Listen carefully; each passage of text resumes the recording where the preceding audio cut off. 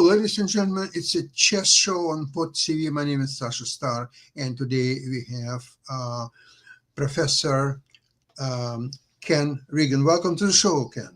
Yep, thank you very much for having me on.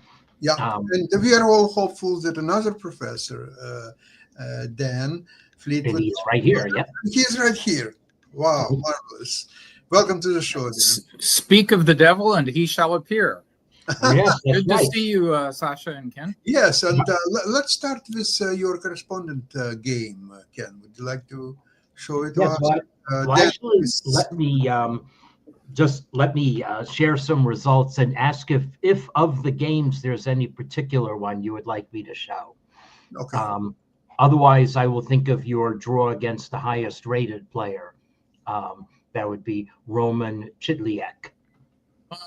That's a good game. I think actually my game against Alexander Dronov is probably a really interesting let's watch this. That was the game that ended prematurely with his untimely death in the tournament, which of course affected the final standings. Oh, okay. Well, the game against Chidliak is a high quality game where I was on the black side of an Italian game, and I played I guess, I don't know, maybe it was a novelty, or at least it was a new move to me on move 12 that just took all of the life out of the game. So I felt bad for playing it, but it was the right move in the position. So yeah, actually, I wonder if that's why, because I get booked at turn 18. Well, let's take a look at that, and then and maybe the other game too, and the cross table to explain about this. So let's see. So I'll share my screen, and share the entire screen. Here we go. And sometimes the moves we play get turned into being book in the interim too. So that's right, with chess-based cloud. So I should take a closer look at why. Although, let's see, the predecessor that chess-based says for your game against Chiliak, is it showing now? Mm-hmm. Yes, it's showing nicely. Is a different ICCF game from 2021. Okay. But we'll play through the opening of this, and then there's the ending. I suspect that was a game that was in progress but hadn't finished. That's right. Oh, that makes sense. Actually, you're right. So Italian game, and it notes here that he played A4, that over the board, actually not over the board, chess.com speed blitz. Nakamura played knight BD2, but A4, removed. They're both very good moves. Mm-hmm. Expansion aspirations. And then what's interesting is we have trades on E6 and E3. You get your pawns doubled, but Chiliak does not. And so D4, rook back, capture, and now so the move that you played was D5, a loosening move for sure. Yeah. But that's one of those moves that you only play after very long calculation because it looks horrible. But it turns out that the doubled pawns are quite difficult for white to attack. Mm-hmm. And let's see. And if white just captures on D5, how do you recapture? I suspect with the knight. Okay. And that's, of course, tempoing white's rook, so white can't get E5. So if white then just plays rook E4, then this is... I could even repeat moves. So you could even repeat moves. You're right. Yeah. But let's see. The pawn on D3 is just it's backward, and so it's just an easy position to play for black. Sometimes in some of the lines I wind up sacrificing a pawn, but I get open lines in free play. Yeah, that's right. So white, played this way, therefore, but D4 very accurately judged.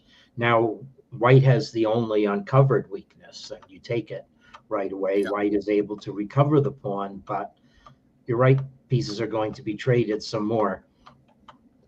I still thought it looked like he was still putting you under a little pressure. But obviously, if you're able to calculate, then you can see that Yep. it's going to come of it. So there was one moment where optically, with white play having rook c6 now or on the next move, it looks like white might be doing something, but there just isn't anything more to expand here. Right. I mean, white's pawn on e4 basically shields that long diagonal that he would love to be attacking. Yeah. Long. Yep. Yeah. And it's just the last move of the game is pretty, well, essentially, that white plays knight g6. Yeah. You know, it's a good way to guard f4. Just a little joke. Yeah, you can't take it because queen takes b6 check. Yeah, of course. Although, yeah. So, and repeating moves. But, okay, well, let me tell one other tale of the tape, which is the cross table. Every game was drawn except for the games lost by poor Alexander Dronov. Yeah. Mhm. So it was a very large tie for first. Was there? Oh wait, so it's 8. So some people only have 8. Oh, I see. Some people drew against him. Yeah. That's right. Yeah. What happened was, I believe the day that he passed was December 6th or December 7th, 2003. And the tournament started at November 20th, 2022. I'm sorry, 2023.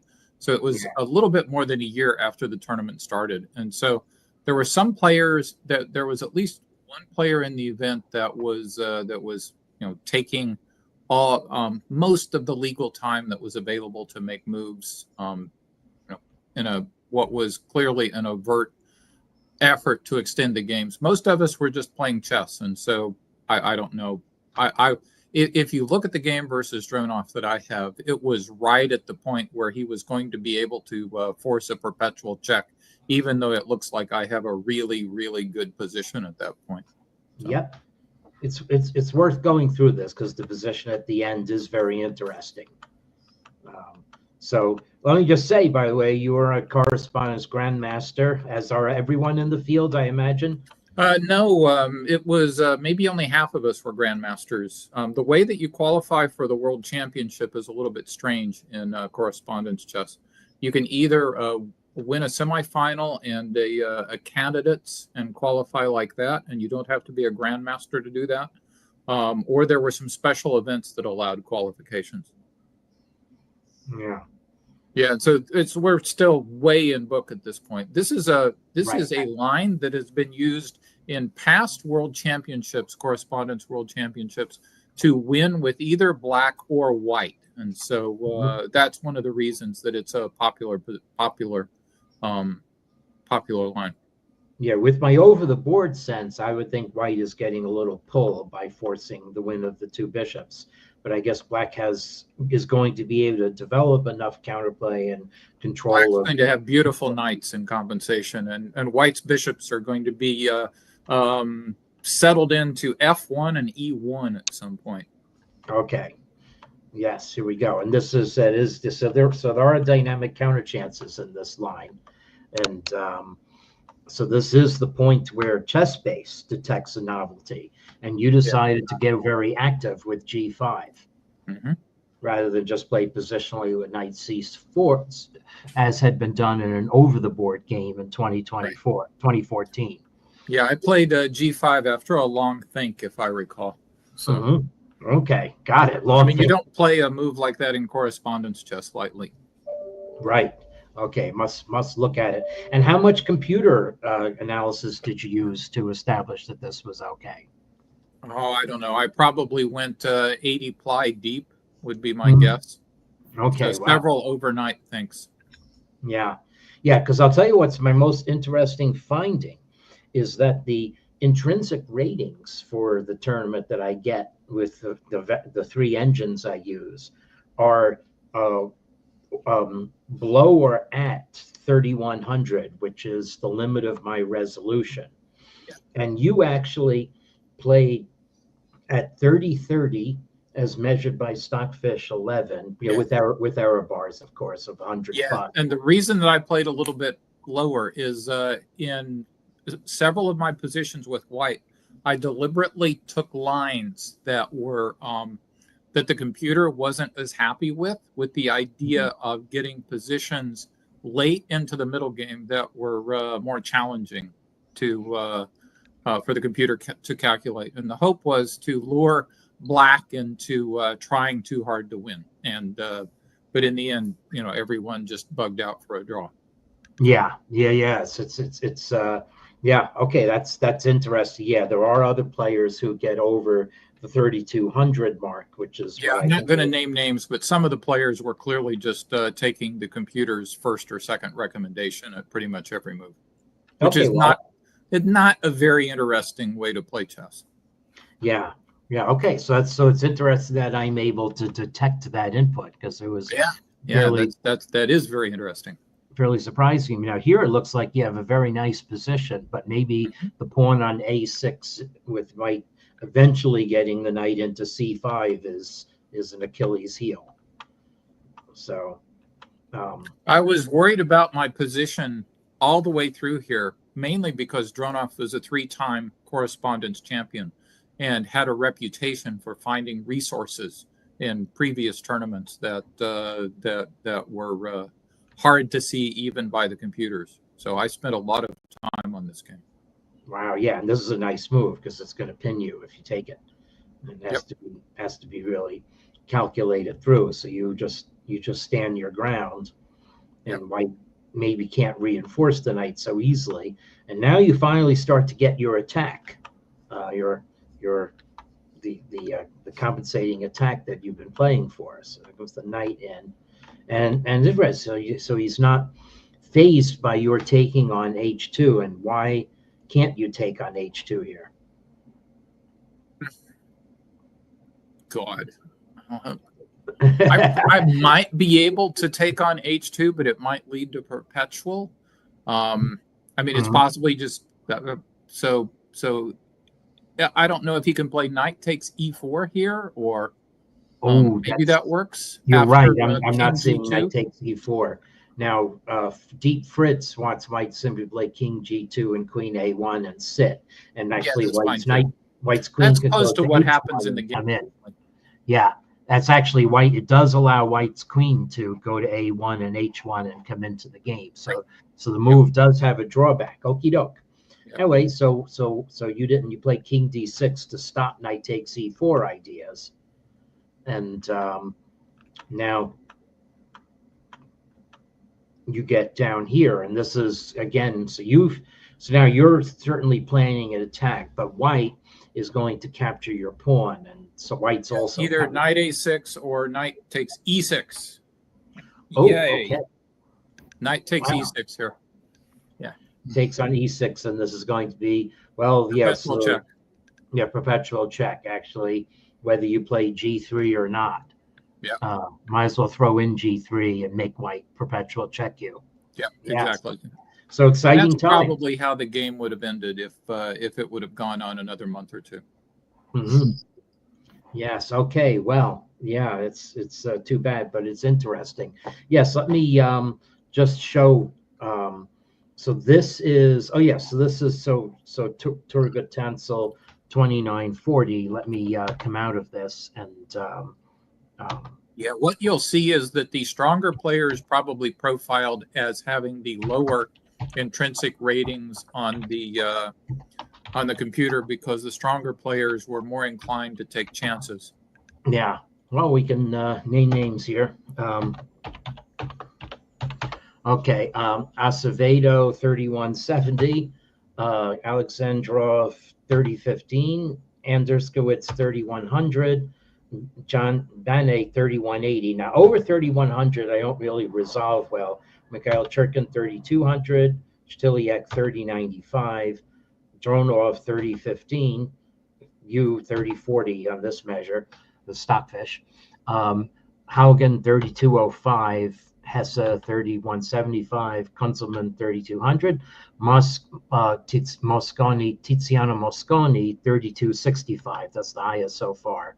Panatevsky 3095, 3140 for him, Sviatchek 3035, Tarot 3160, and Turgut 2940, as I showed. So fairly naturally banded. Like I said, above 3,100, my model is losing resolving ability. But I would say the two players who had the the three players going into the tournament who were the clear favorites were Dronoff, of course, is a three-time champion. Cheetalek, who's I think FIDE master or international master strength over the board, and 2680, one of the highest rated correspondence chess players, and Tansel Turgut.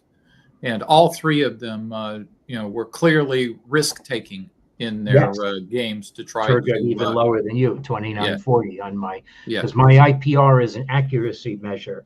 I should take a closer look with my challenge created measure, which is still having problems, and see if that comes out as you say. Well, anyway, fascinating.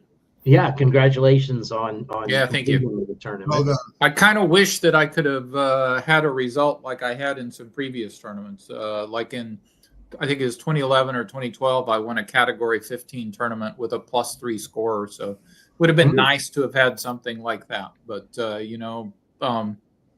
correspondence chess being what it is, you play, and it's really the process that's the most interesting as opposed to the result these days. Anyway, it was fun. Yeah, the mechanics of the game. So the other big event happening this week is the Sinkfield Cup in St. Louis. The drama here started in the first round, clean drama this time, with the world champion being beaten by his compatriot.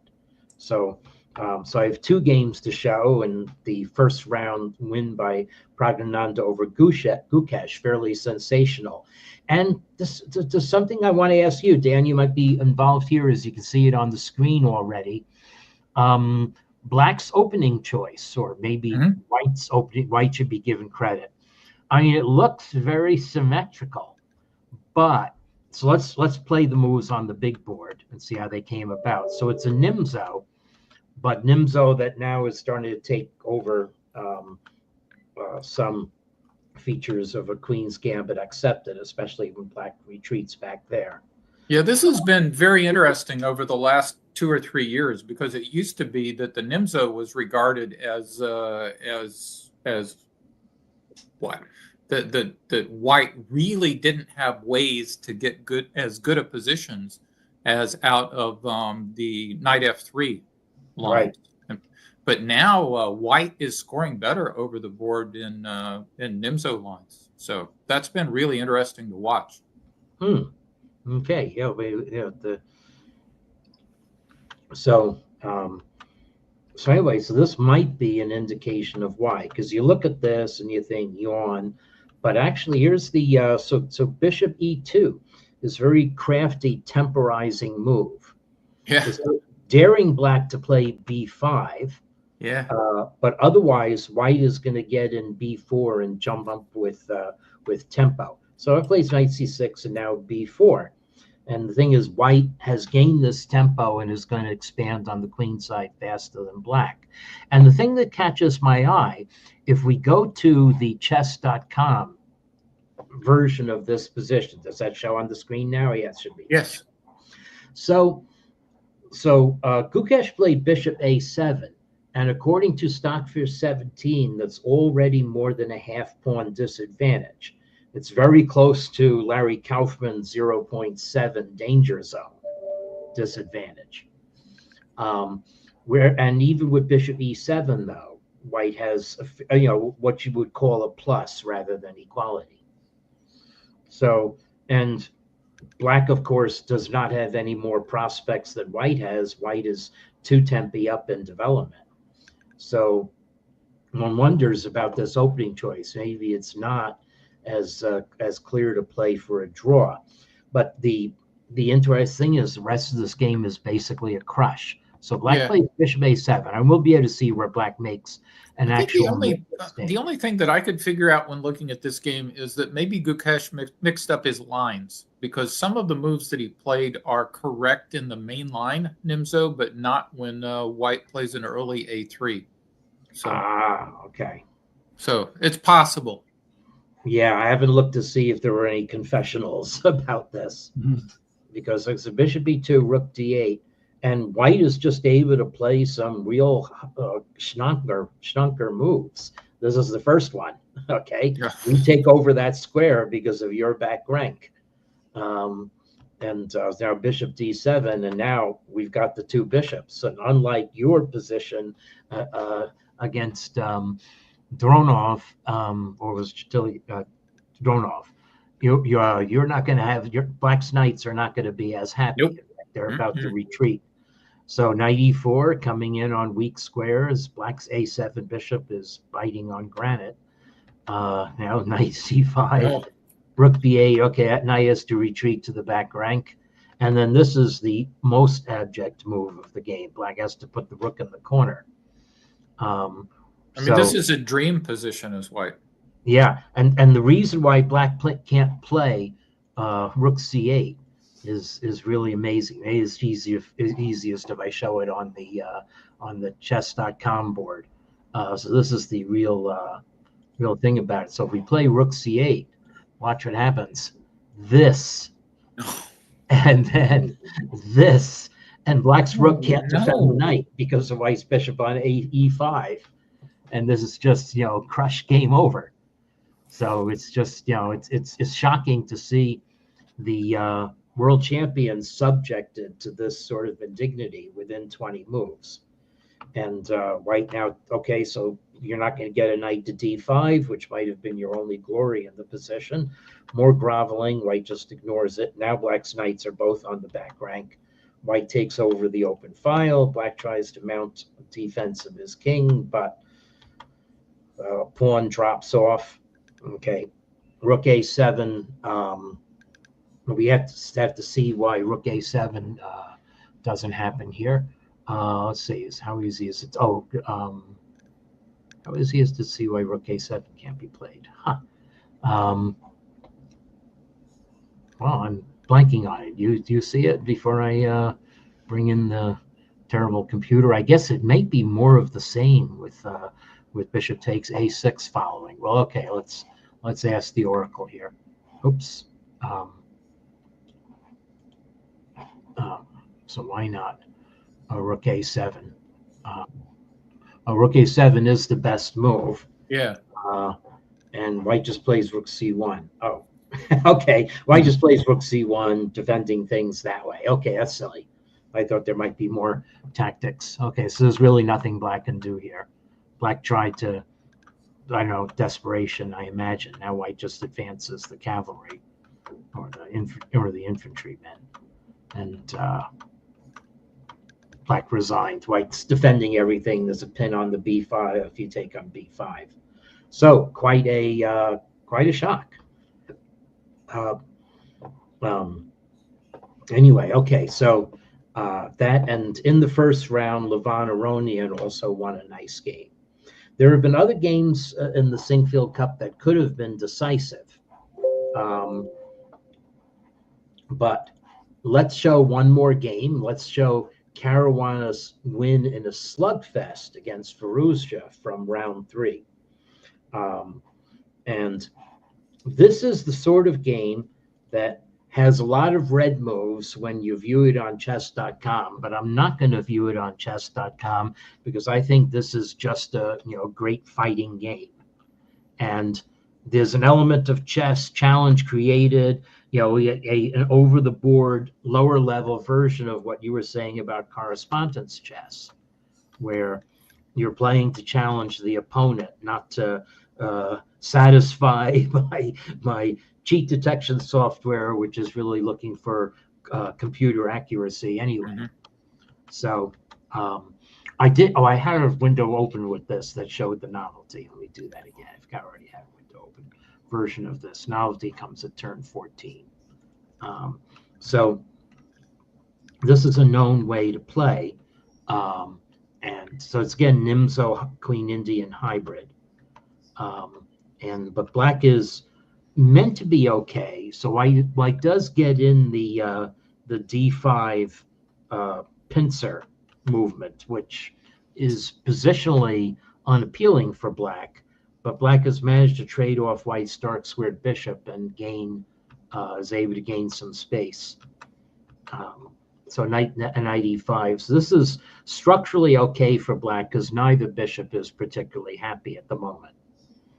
And both bishops, black's bishop maybe has more perspective for the future. Anyway, knight d2 is a novelty blitz game played over the board, as the previous reference given by chess.com, where white just plays the solid b3, but Caruana has other ideas to challenge black on the king side, where white's rook lift is an important supporting idea. On the other hand, things do favor black if the dark squares become weak over there. So black anyway counters that with pressure on the center. And now Firouzja takes over the attack on this side on penalty of maybe incurring weak light squares. So here we go. White has occupied the light square. There are tactics that prevent d5 from falling. So knight takes c5 now, or knight f6 check actually is what would happen here, followed by bishop takes d5 check and winning the exchange. But we just play solidly. Now Caruana, black is a little soft on the queen side, d6 and b6 being hit. So black decides to reverse course and defend that. Now white plays b3, which I guess is just a solid move. I'm not really sure what b3 is doing.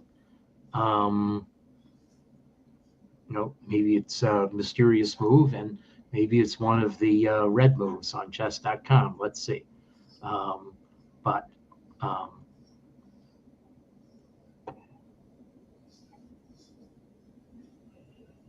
It's not, but queen b5 was, so that's interesting. So the computer thinks white could have played queen d2 and build up with f4 with that kingside attack idea that I was talking about first. Okay, so b3, rook b8, a3. So white's idea was to advance b4 without, if you play a3 first, then black would have had the option of a4, making a hole on b3. So that's Caruana's idea, but now Caruana doesn't follow through and play b4. Instead, knight takes c5, which is an optimal move according to the computer. Black takes this way, and now black has queen here, still keeping a lid for the moment on white's passed pawn, and black has the open file on the king side with pressure there. Okay, so black is now preparing further action on the king side. White decides not to repeat. Now here comes the further action. First, let's make a triple play on the f file, and now black decides to wheel around the bishop and put more pressure on the king side that way. So bishop a6, rook c3, and now a surprising decision by Firouzja maybe.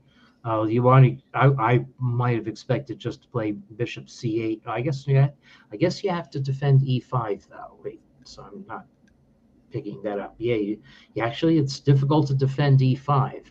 So I wonder if black is in some difficulty here. Let's take a look. So rather than use Fritz, so is black? Yeah, so black actually is in difficulty. Caruana has outplayed Firouzja in this position, and so for whatever reason, this game of maneuvering has led to a position in which black has outfoxed himself and can't guard e5 and does not have compensating pressure on f2. So Firouzja played the desperate c4 and bishop b5, but this endgame has been accurately judged by Caruana. And there's also something else I think about this game too, which is that black ran himself very short of time, but of course it was a difficult game to play. So black sheds a pawn, and then white is able to clamp down on d7. And then there's a final element here. Black's bishop does not have many squares, so Firouzja gave up. This has to take on e3, and then White is just going to be able to win any resulting position. Mm. So, it takes on e3, and then bishop e6, and rook d6 is happening. Yeah, I was watching this game in translation, and according to Peter Swidler, Black was doomed almost from the opening. There was not a chance for him to escape all kind of unfavorable end games, and that's exactly what's happened in the game. Yeah, here's where Firouzja was down to 2 minutes with 14 moves to make before the time control. Yeah, that pawn on d5 just was a monster. And I guess Firouzja's idea was to try to get counterplay against f2, and that just never really... Yeah, because knight on e4 was extremely strong, so you had to exchange your strong knight on c5 on e4, and from there was downfall straight. Yeah, that's a good point. Yeah. Okay, listen, thank you very much for very interesting games, and Dan, thank you for showing us your game, and it was fascinating. Okay. Yep. Okay. Have a great week. Culmination of the Singfield Cup next week. So okay. Yeah. All right. Thank you very much. All right. Bye, everyone. Bye-bye. Bye.